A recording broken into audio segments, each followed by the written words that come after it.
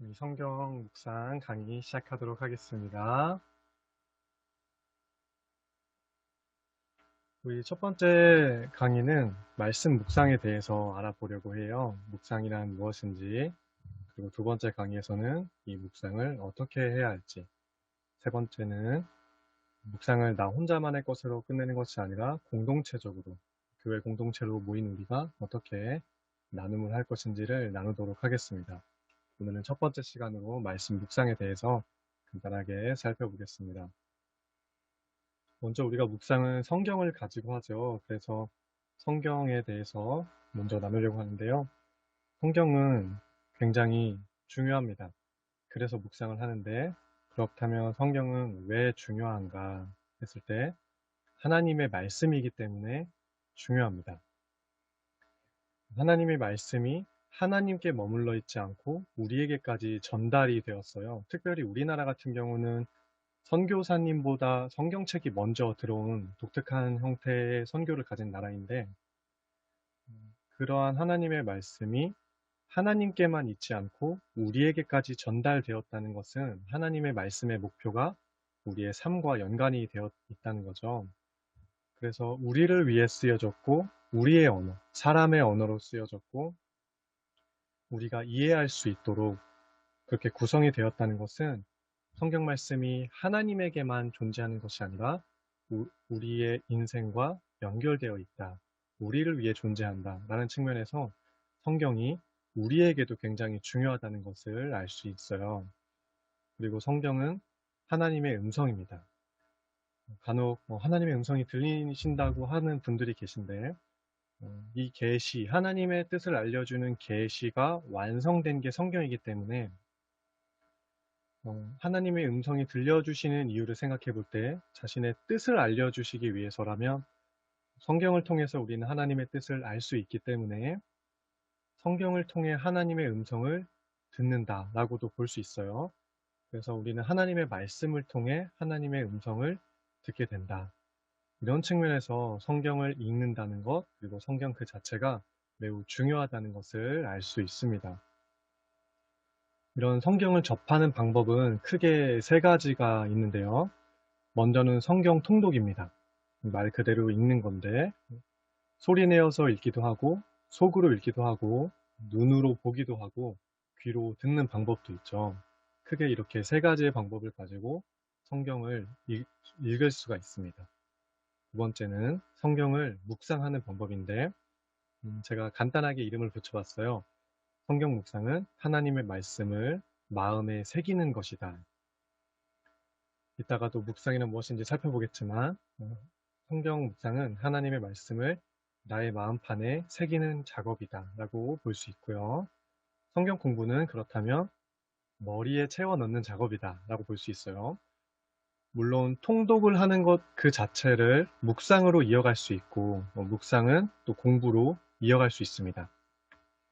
그리고 성경을 공부하려면 먼저 읽어야겠죠. 보고 듣는 작업이 필요하고, 그러한 과정을 통해 마음에 새겨지는 당연한 결과가 생깁니다.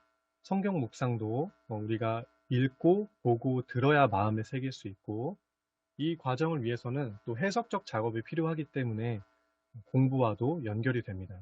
이 작업은 이렇게 따로 구분할 수는 있지만 하나의 통으로 연결된 성경을 접하는 방법이라는 것을 알 수 있고요.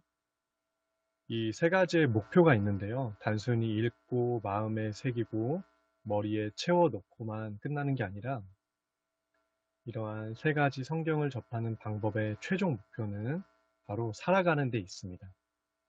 이 성경 말씀을 우리에게 적용하고 실천하면서 우리의 삶의 과정에서 하나님의 말씀을 우리가 직접 몸으로 살아내는 것을 위해서 통독과 묵상과 성경 공부라는 성경을 접하는 방식들이 있습니다.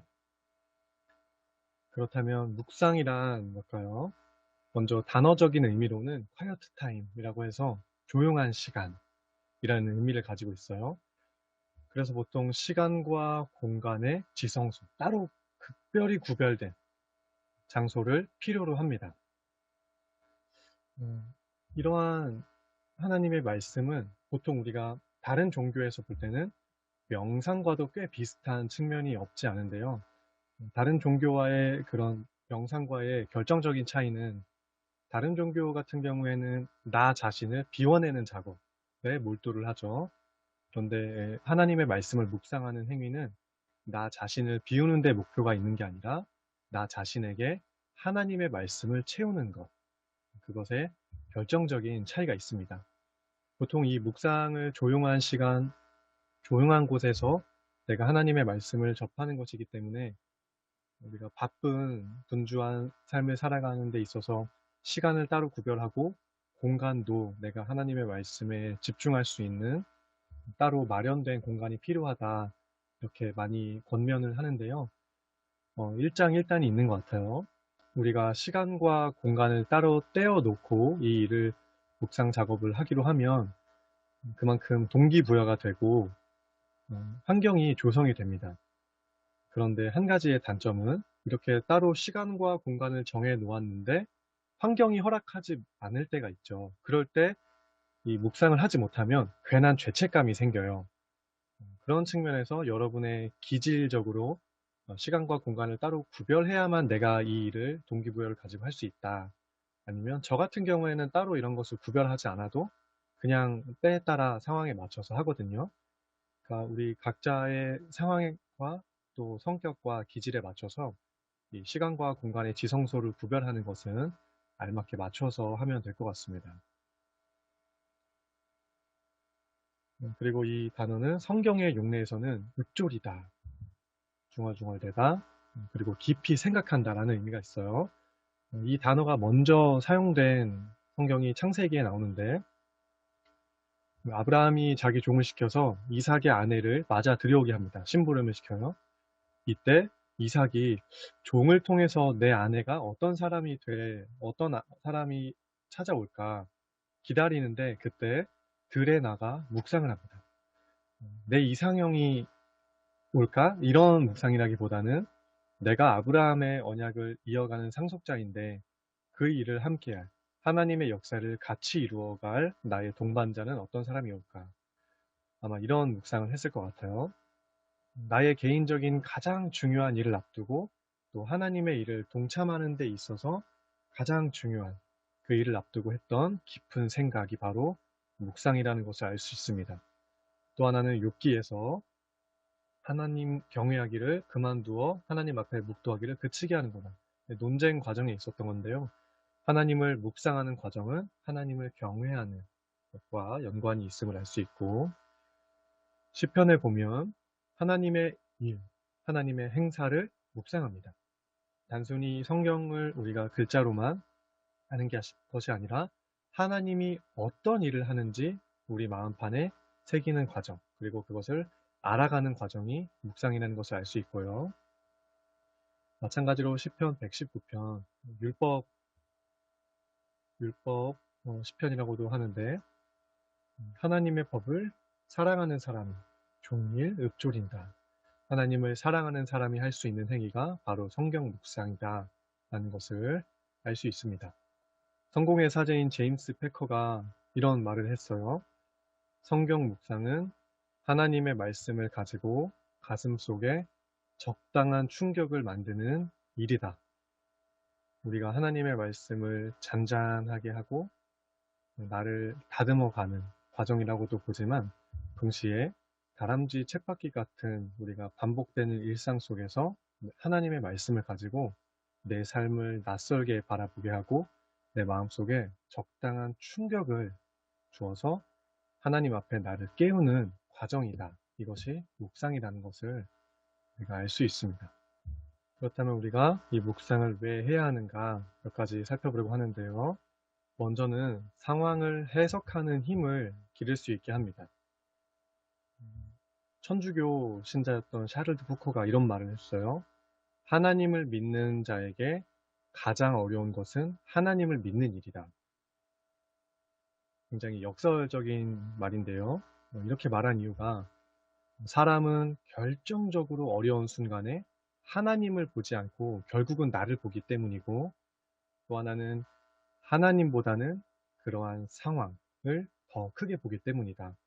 아무리 하나님을 믿는 사람이라고 하지만 결정적인 순간에는 하나님보다 나와 내 상황을 더 크게 보기 때문인데, 그런 측면에서 하나님의 말씀을 묵상하고 그 말씀을 마음판에 새기는 과정을 통해서 나보다는, 그리고 나의 상황보다는 하나님의 시각을 가지고 이 상황을 해석하면서 상황에 우리가 매몰되지 않고 또 지배받지 않을 수 있는 힘을 기를 수 있는 과정이 묵상이기 때문에, 반드시 이 상황과 시간과 공간에 살아가는 우리가 해야 하는 과정이라는 것을 알 수 있습니다.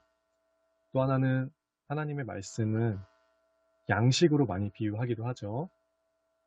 그런 측면에서 말씀은 영의 양식인데, 우리가 음식을 안 먹으면 영양실조에 걸리는 것처럼 하나님의 말씀, 영의 양식도 마찬가지로 우리가 충분히 공급을 하지 않으면 영양실조에 걸릴 수가 있습니다. 그런데 참 다행스러운 것은 우리가 하루에 2끼에서 3끼 정도는 먹어줘야 건강할 텐데요. 하나님의 말씀은 하루에 한 번만 먹는 것으로도 충분하다.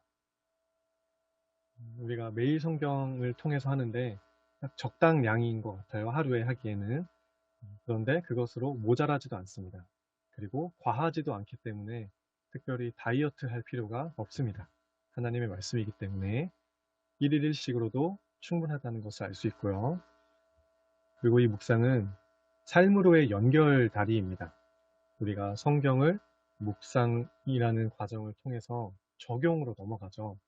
단순히 머리에만 새기는 것이 아니라 마음에 새기는데, 그 목표가 삶을 살아가는 데 있기 때문에 이 묵상의 과정을 통해서 우리가 하나님의 말씀을 살아낼 수 있습니다. 그래서 하나님의 말씀을 우리가 읊조리고 마음판에 새기고 곰곰이 사색하는데, 그것은 우리가 삶으로 이어져 가는 연결 과정이다. 우리가 하나님의 말씀대로 살기를 요구받고 있는데요.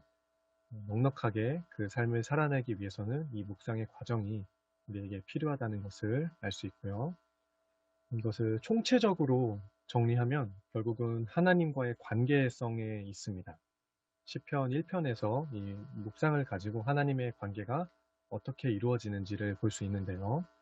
시편 1편은 복 있는 사람과 악인들이 대조되는 말씀이에요.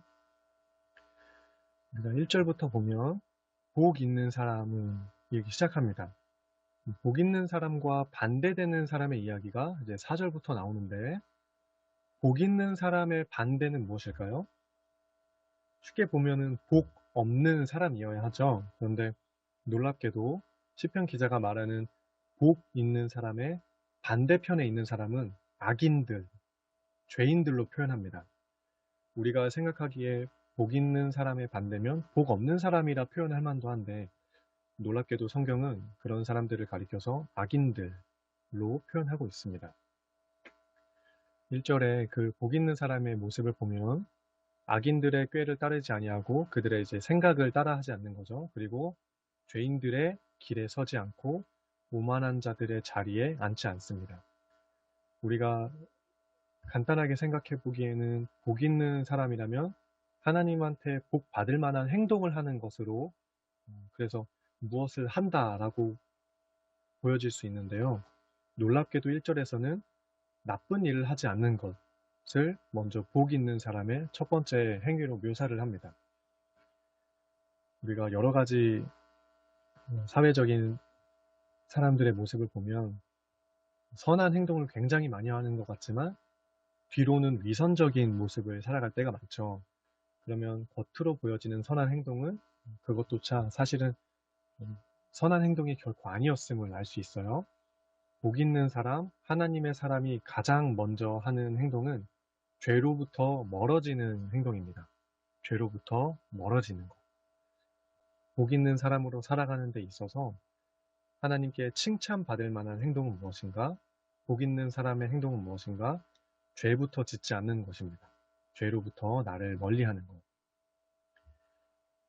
그리고 3절부터 보시면 그러한 복 있는 사람의 모습은 시냇가에 심은 나무로 묘사를 되는데요. 철을 따라 열매를 맺고 잎사귀가 마르지 않습니다. 왜냐하면 시냇가에 심겨져 있기 때문입니다. 그래서 열매를 맺음으로 그가 하는 모든 일이 다 형통하다, 잘 됩니다. 시냇가에 심어져 있기 때문에 견고하고요. 철을 따라 열매를 맺고 잎사귀가 마르지 않기 때문에 풍성합니다. 나무가 견고하고 풍성하면 그것으로 자체가 형통한 것이죠. 복 있는 사람은 하나님께 견고하게 뿌리를 내리고 풍성한 열매를 맺을 수가 있습니다. 우리가 앞서 보았던 상황을 해석하는 님, 그리고 영양을 공급하는 님, 삶으로 연결시키는 과정이 이 3절에 담겨져 있는데요. 시냇가에 심은 나무라는 상황이 있어요. 우리가 이따 4절에서 볼 건데, 악인들은, 복이 있지 않은 사람들은 바람에 휘날리는 그러한 상황이고, 하나님의 말씀을 주야로 묵상하는 시냇가에 심은 나무들은 바로 상황적으로 안정된 평안한 상황이 있습니다. 그리고 잎사귀가 마르지 않죠. 왜냐하면 시냇가에 심어져 있기 때문에 충분한 수분을 공급받습니다. 나무의 입장에서 영양을 공급받는 것이고요. 그렇게 철을 따라서 열매를 맺습니다. 하는 일이 다 형통하죠. 결과와 연결이 됩니다.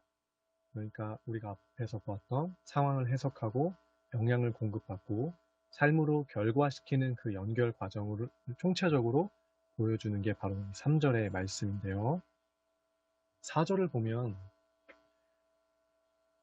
앞서서 복 있는 사람의 모습이 묘사되는 것과 반대되는 모습이 시작되는데 악인들은 그렇지 않다. 그렇지 않다고 보니까 악인들의 꾀를 따르고 죄인의 길에 서고 오만한 자들의 자리에 앉게 되죠. 이런 사람들은 바람에 나는 겨와 같습니다. 여기서 바람에 나는 겨라는 표현은 구약 성경에서 굉장히 허무하고 가치가 없는 상태를 말해요. 그러므로 악인들은 심판을 견디지 못하고 죄인들과 함께하지 못합니다. 그리고 마지막 결과적으로는 마침내 이제는 복 있는 사람의 모습이 의인들로 묘사가 되는데요. 이 의인의 모습은 하나님께서 인정하시지만 악인들의 길은 결국 망하게 됩니다. 이것을 차이점을 만들어낼 수 있는 결정적인 모습이 바로 2절에 묘사되는데 오직 여호와의 율법을 즐거워하여 그 율법을 밤낮으로 묵상한다. 우리가 하나님께 시냇가에 심은 나무가 되는가 아니면 바람에 흩날리는 겨가 되는가 결정적인 자세의 차이는 바로 하나님의 말씀을 묵상하는 데에 있다라는 것을 알 수 있습니다. 오늘 강의를 마지막으로 정리를 해드릴게요. 먼저 우리가 성경의 중요성에 대해서 살펴보았어요. 성경은 하나님의 말씀이고 음성이기 때문에 중요한데 이 말씀을 접하는 세 가지 방법, 성경을 통독하는 것, 그리고 묵상하는 것, 공부하는 것이 있다고 했습니다. 이 세 가지는 각각의 개별적인 특징이 있지만 우리가 삶으로 결과시키는 데에 대한 공통적인 목표가 있어요. 이 세 가지를 다 필요로 합니다. 그리고 두 번째로 묵상이란 시간과 공간의 지성소에서 하나님의 말씀을 깊이 생각하는 것. 그리고 하나님의 말씀을 우리가 삶으로 살아가는 데 있어서 필요한 연결다리이다. 그리고 묵상을 해야 하는 이유를 우리가 살펴보았는데요. 먼저는 상황을 극복할 수 있는 힘을 기를 수 있습니다. 우리가 시간과 공간에 종속되어 살아가지만 여기에 지배당하지 않을 수 있는 힘을 기르는 방법은 하나님의 말씀과 하나님의 시선으로 이 상황을 바라보는 건데요. 그것을 도와주는 작업이 하나님의 말씀 묵상이기 때문에 상황을 극복하는 힘을 기르기 위해서 묵상을 해야 하고요. 그리고 영의 양식인 말씀을 우리가 소화하고 체내에 흡수해야 하기 때문에 영양을 공급하는 과정으로서 이 묵상이 또 필요합니다. 그리고 우리가 세상을 살아가는 데 있어서 이 말씀을 직접적으로 실천하고 적용하는 연결다리로서의 묵상, 하나님의 말씀을 깊이 생각하고 우리 마음판에 새겨서 우리의 삶으로 이 말씀이 사라질 수 있도록 돕는 데에 연결다리로서 이 묵상이 필요하고 이 모든 것을 총체적으로 정리해 주는 것이 바로 하나님과의 관계성 문제입니다. 그래서 우리가 시냇가에 심어지는 나무, 밤낮으로 주의 율법을 묵상하면서 하나님께 연결이 되어 있는 그러한 관계를 가지고 살아갈 수 있게 도와주는 게 말씀 묵상이기 때문에 이 묵상을 해야 한다는 것을 살펴보았습니다. 우리가 예수님을 믿는다고 하면서도 신앙적으로 결핍되어 있는 때가 많은데요. 우리가 말씀을 통해서 하나님과 공감을 잘 하지 못하기 때문인데, 묵상을 가지고 하나님의 마음과 우리가 공감할 수 있습니다. 이러한 묵상을 통해서 우리의 삶에 하나님의 말씀의 흔적이 새겨질 수 있는 은혜가 있기를 소원합니다. 우리 다음번 강의에서 계속 이어서 살펴보도록 하겠습니다.